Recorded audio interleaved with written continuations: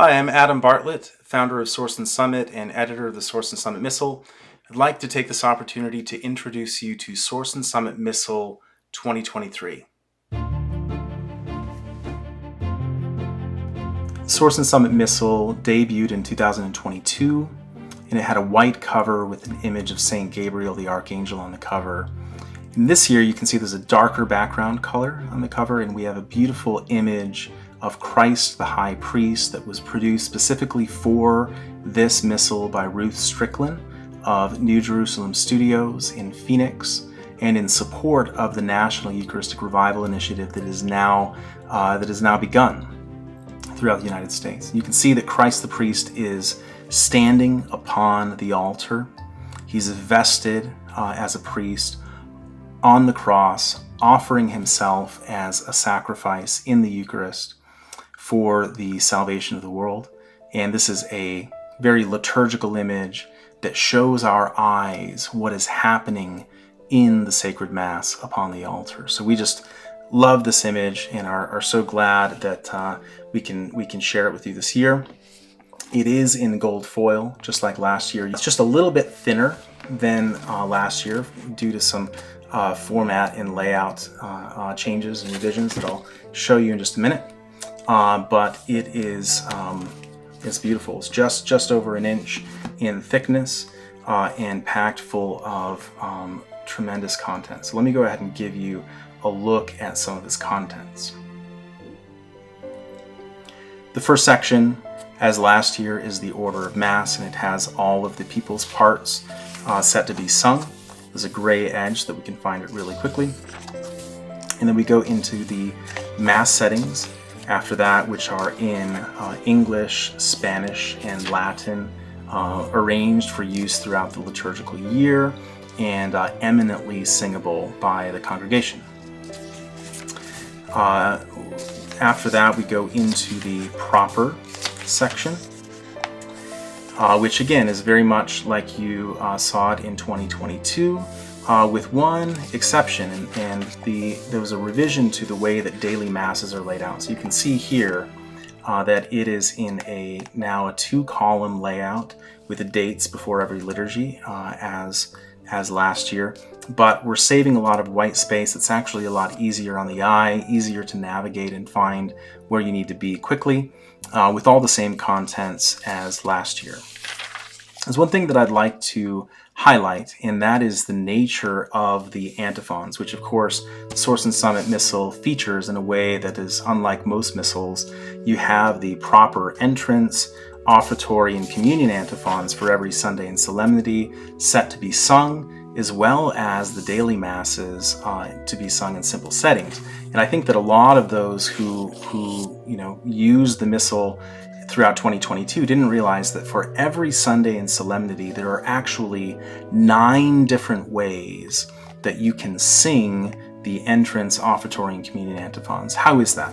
Well, first we have the text itself, which can actually be sung because it is pointed. If you look at the asterisks and the dashes, and sometimes you'll see a flex or a little dagger, those are all pointing indications that allow these texts to be sung to one of 8 of the tones on the inside back cover. And when you go into the Source and Summit digital platform, you can notate these in modern notation or square notes, add accompaniments, and just select the tone that you want with a single click. Any of these 8 tones can be used with any pointed antiphon text. So, O people of Sion, behold, the Lord will come to save the nations, etc. It goes on and gives us the complete text. It can be sung in one of 8 ways. The tone that we recommend is right here. It's actually right from its Gregorian parent, Populus Sion in Gregorian chant. It's in mode 7. So this can be sung in mode 7 to kind of have that same ethos.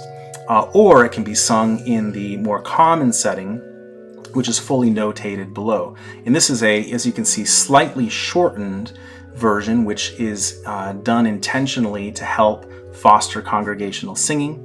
It's a very simple, melodious setting that after hearing once, just about anyone who's introduced to this style of singing can sing back without too much difficulty at all. So you can see that the same is true for the antiphon, the offertory antiphon, and the communion antiphon. And that pattern follows for every Sunday in solemnity. And then for the daily masses, Monday of the second week of Advent, hear the word of the Lord, O nations, declare it to the distant land. That's where the notes will change, right on the italics. Behold, our Savior will come, you will no longer fear. There are italics. So those tones can be sung every single day of the year using this missal.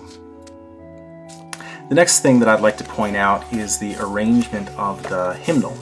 So here we are at the beginning of the hymn section, and you can see that the English and Latin hymns are separated into their own section, which are followed by the hymns in Spanish. And that was a decision we made based on some feedback that we received from parishes that might not use the Spanish hymns very often or even at all. And it makes it just a little easier to navigate. There is also a topical index, which was done based upon the feedback that Missal 2022 users gave us. So if you need to find at a daily mass or very quickly a hymn that matches a certain liturgy or matches a particular theme, this topical index will be very helpful. And then of course there's the alphabetical index for quick reference. And then following the indexes, we have a selection of devotional prayers that are useful for many occasions, including preparation for and following Mass, before and after confession, Stations of the Cross, formulas of Catholic doctrine, Eucharistic adoration, benediction, common prayers, etc. One of the other elements that was revised in the 2023 Missal were the Masses of Holy Week. Due to the requests of many users, we have put the Passion readings in parts, both for Palm Sunday and also for Good Friday. We've included elements like the solemn intercessions of Good Friday, and then also the blessing of fire and the preparation of the candle for the Easter Vigil. So these elements are quite complete and will serve your Holy Week Masses very, very well. And finally, it's worth sharing that amidst all of the inflation and economic challenges that we faced in our economy, amazingly, we've been able to keep the price of this missal a full 50 cents cheaper than the leading missal provider in the country. So we are thrilled that this is both a missal that exceeds the beauty, both in form and content, that most parishes have become accustomed to, and it's at an even more affordable price than probably many parishes are used to as well. So we present it to you with great confidence and great enthusiasm in hopes that it will help enkindle Eucharistic faith and revitalize our church and our parishes in this country in 2023 and in years to come.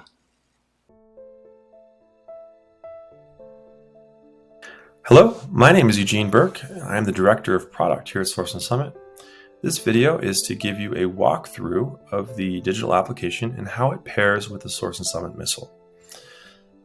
Now, as you can see, I have my email and password entered here. So if you already have an account and it's associated with your subscription, go ahead and just log in.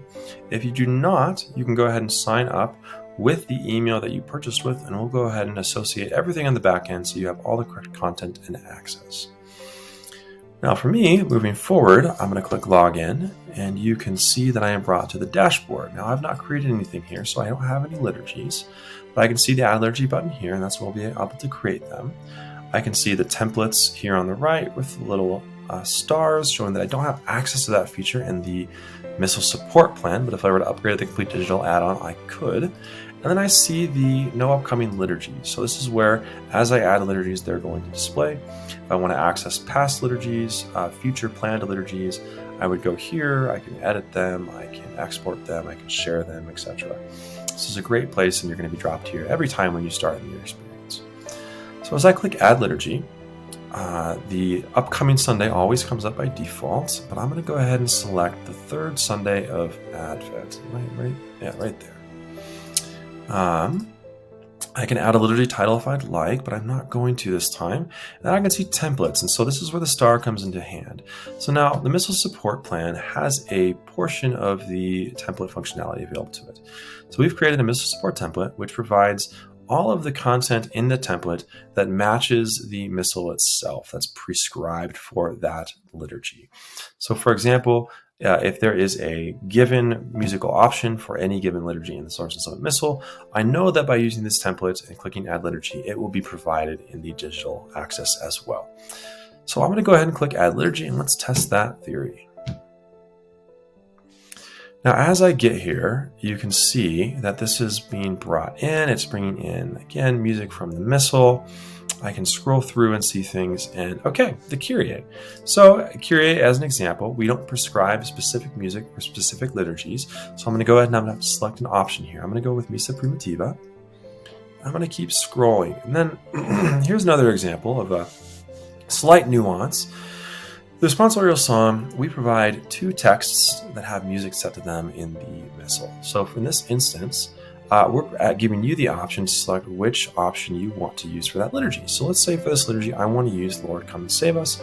All I need to do here is click this, and the application will do the rest. It'll pull up the actual music. It'll set it the way that it needs to be set to match the Missal. Voila, everything is good to go. Now I'm just going to click through quickly here on the left panel. This is a bit of my outline. Just make sure everything else is looking good, and we're looking great. Now I'm going to go ahead, many of you are going to want to go ahead and add hymns. I'll go ahead and add an opening, and I'll add a offertory hymn. Now for hymns that you need to drag into their place, you just click and drag and put them wherever you want them.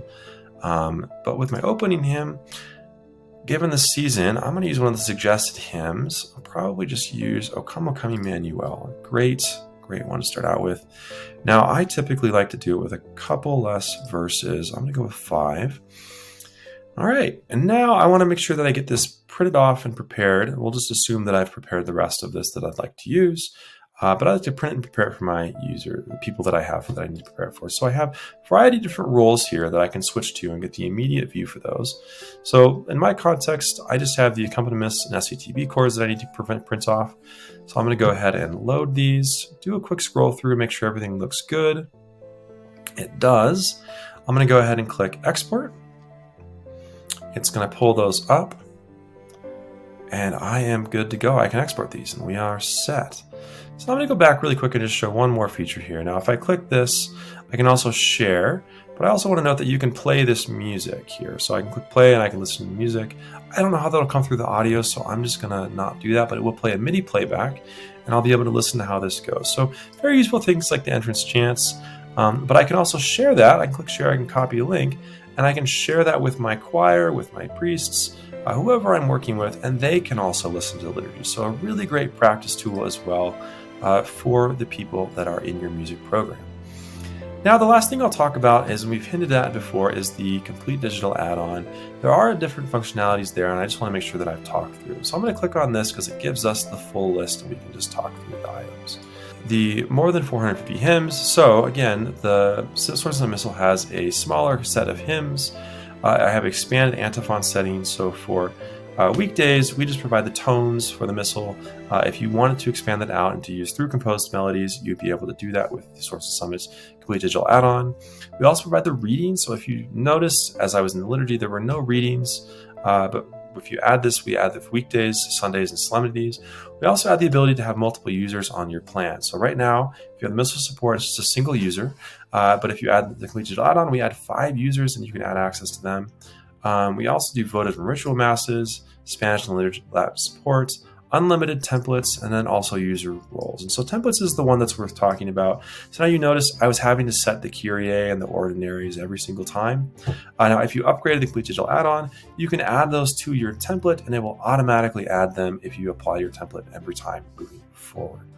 I hope this video has been helpful, and more than anything, I hope that the Source and Summit Missal can be a help to you and your parish in your efforts to elevate the liturgy, to deepen liturgical prayer, and to strengthen Eucharistic faith in this period of Eucharistic revival that we're now in. Don't hesitate to reach out to us at support@sourceandsummit.com. You can find us on the web at www.sourceandsummit.com, if we can be of help to you in any other way. Thanks and God bless.